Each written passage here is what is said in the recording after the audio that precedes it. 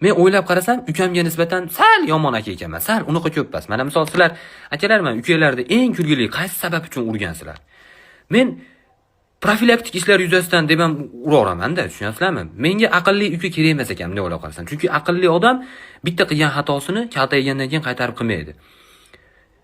Bu o'zi emas. Har safar ukamni urish uchun yangi pistirmalar o'ylab topish bu. 700 marta ukam tushunib yetdi, ertalab meni uyqudan turgizish bu uni ishi emasligini. Tushunyapsizlarmi? Bu o'rganib olyapti o'zi. Aqlli uka kerak emas deganim sababi menga shunaqa uka kerakki, aka men iPhone 10 ga tog'layapman deyish kerak, lekin ushab ko'rishni nazarda tutish kerak-da. U ishlatib ko'rish qachonki men iPhone 23 olganimda. Shuning uchun ham ukalar yosh katta bo'lgani sari kamroq kaltayishni boshlaydi, bilasizlarmi? Yosh katta qari chol aka-ukalar bir-biri bilan urushmaydi. Chunki akalarning kaltagi ta'sirida ukalar odamga aylanish xususiyatiga ega. Zo'r gap bo'ldi. Shu gap uchun ham bitta ursam bo'laversa kerak.